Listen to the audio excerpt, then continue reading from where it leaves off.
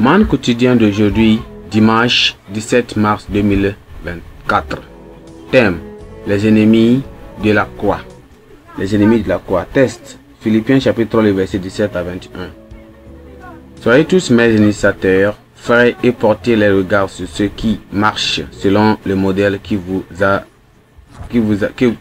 vous avez en vous, bien qu'ils aient en nous. Car il est plusieurs qui marchent en ennemis de la croix de Christ. Je vous en ai souvent parlé et j'en parle maintenant encore en pleurant. Leur fin sera la perdition. Ils ont pour Dieu leur ventre. Ils mettent leur gloire dans ce qui fait leur honte. Ils ne pensent qu'aux choses de la terre.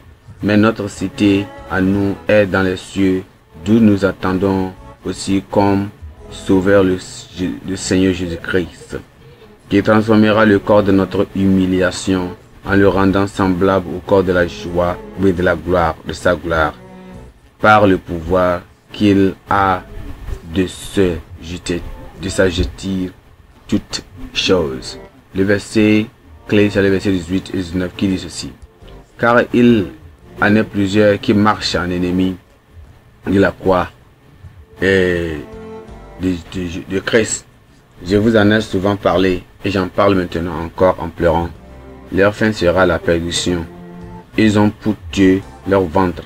Ils mettent leur gloire dans ce qui fait leur honte. Ils ne pensent qu'aux choses de la terre. Amen. Un prédicateur a écrit un jour que, d'une certaine manière, le christianisme est mal apprécié.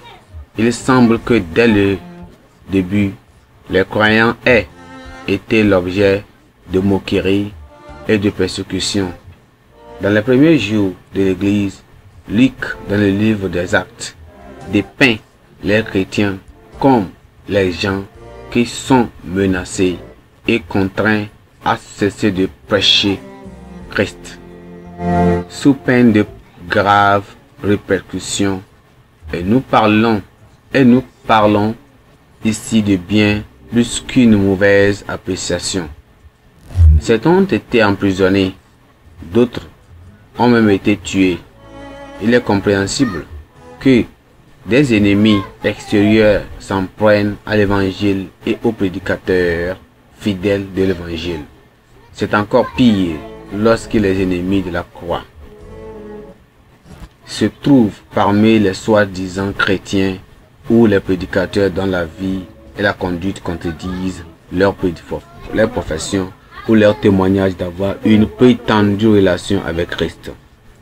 Dans le passage d'aujourd'hui, l'apôtre Paul met en garde contre les activités des libertins religieux qui prétendent être chrétiens mais dont la conduite irréfléchie contredit leur profession. Plutôt dans le chapitre, la mise en garde pourrait porter sur les légalistes religieux qui voulaient imposer les rituels du judaïsme aux chrétiens.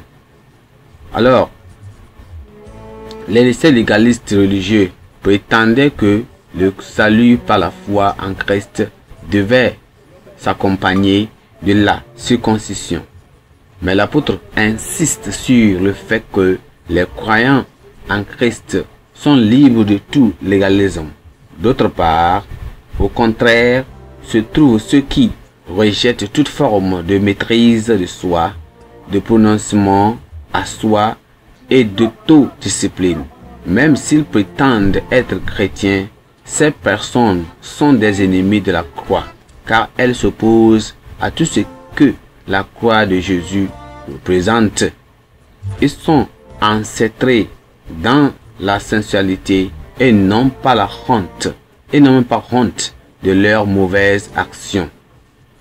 Ils sont empêchés dans la sensualité et n'ont pas la même honte de leurs actions. Le christianisme moderne, tel qu'il est pratiqué par de nombreux chrétiens nominaux aujourd'hui, ignore et évite la discipline, la consécration et le pouvoir de contrôle que la croix de Jésus a sur leur vie. Les prédicateurs ou les chrétiens qui copient les codes vestimentaire et le style de vie des célébrités du monde au nom de la grâce universelle ou illimitée ne sont pas de véritables disciples de Christ. Nous devons éviter le légalisme, de même que les frivolités et le libertinage. Les deux extrêmes sont fausses. Si nous professons être chrétiens, mais que nous vivions dans le péché, nous sommes esclaves de mauvaises attitudes ou bien nouvelles habitudes et de désirs égoïstes.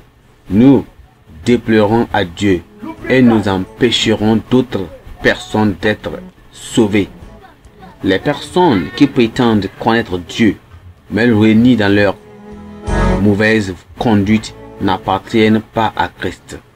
Cela signifie que si vous ne viviez pas dans la sainteté et la justice comme un croyant devrait le faire, vous faites parmi des ennemis de la croix.